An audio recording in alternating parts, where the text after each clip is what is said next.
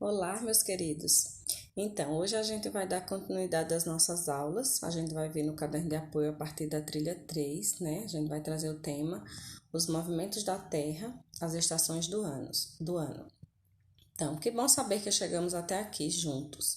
Nossa viagem geográfica vai acontecer na investigação sobre os movimentos da Terra e os resultados desses movimentos. Tenho que fazer algumas perguntas, né, para pensarmos sobre a Terra e os movimentos.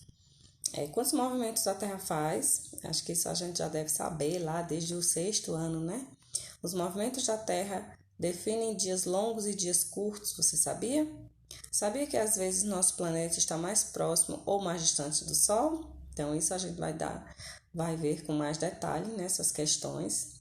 Então, a Terra faz vários movimentos, contudo, destacamos os mais importantes, que é o movimento de rotação e o de translação. Enquanto a rotação define dia e noite, a translação diferencia as estações do ano nos hemisférios norte e sul. Observe a figura abaixo e tem aqui as figuras do solstício e equinócio, né?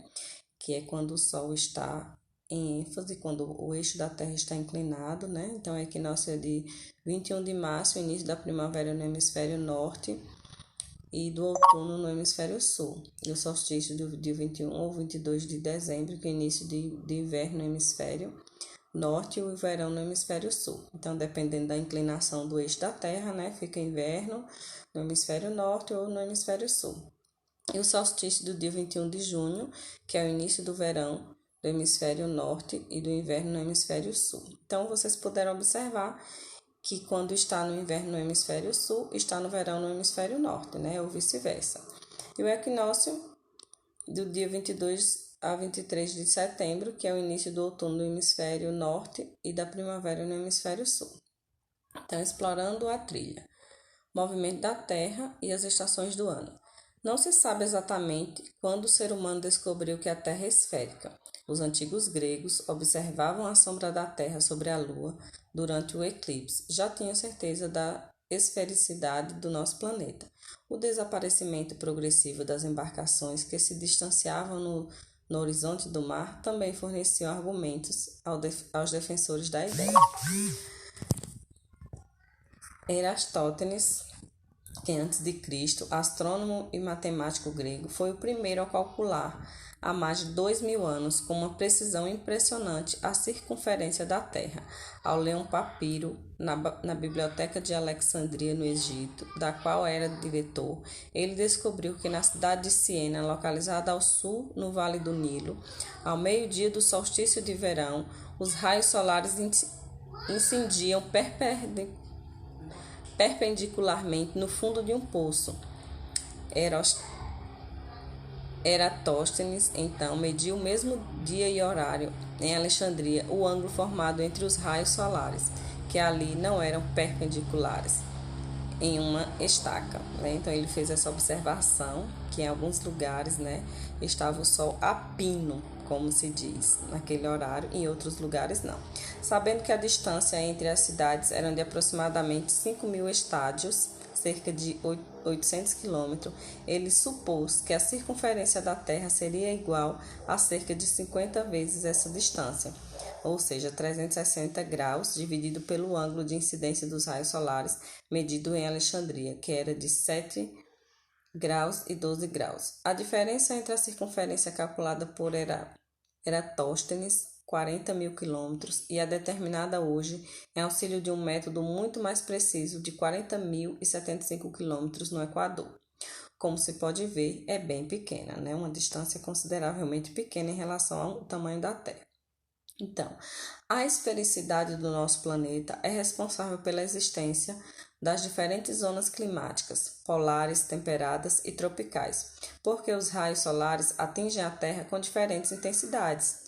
Próximo do Equador, os raios solares incidem perpendicularmente sobre a superfície terrestre. Porém, quanto mais nos afastamos dessa linha, mais inclinada é essa incidência.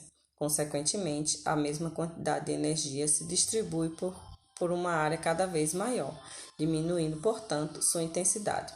Esse fato torna as temperaturas progressivamente mais baixas à medida que os aproximamos dos polos, né? Ou seja, por isso existem as geleiras nos polos norte e nos polos sul, né? Porque elas são a área mais distante da linha do Equador. Então, outra consequência da inclinação do eixo terrestre associada ao movimento da rotação da Terra é a desigual duração do dia e da noite ao longo do ano. Então, existem períodos, né, no inverno, por exemplo, a noite é mais comprida e no verão a noite é mais curta, né? Ou seja, existe um período mais longo aí de escuridão e outros períodos mais menores aí do tempo em que o dia fica claro.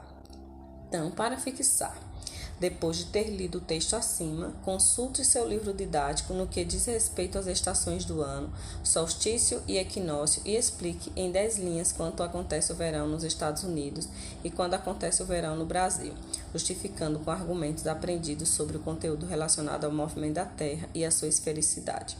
Então, a gente sabe que quando o Brasil está no verão, né, nos Estados Unidos, que é no Polo Norte, está no inverno. Né? Isso acontece não só no Brasil e nos Estados Unidos, mas que em todos os países que estão no sul ou no norte, né?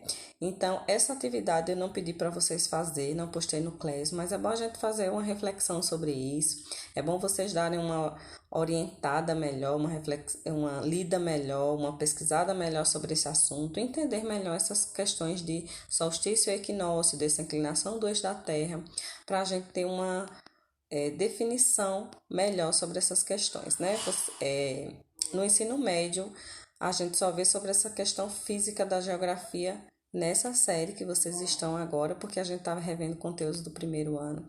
Então, é importante que vocês tirem todas as suas dúvidas sobre esses questionamentos, tá bom?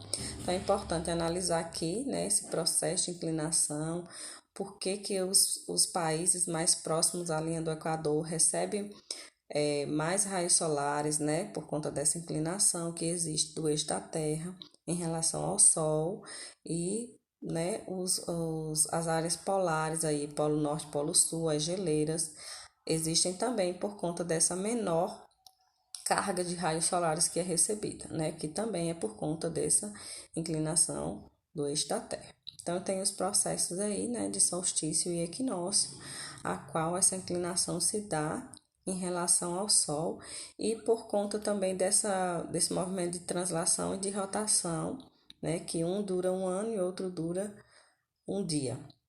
O dia enquanto está sol, enquanto a noite é definido por esse movimento da Terra, né? E daí vocês vão resolver essa atividade aqui, que está postada lá no Classroom, né? Com algumas mudanças, que eu fiz algumas alterações, principalmente na questão 6, né? Mas vejam lá no Classroom, resolva a atividade. Qualquer dúvida eu estou à disposição de vocês, tá bom?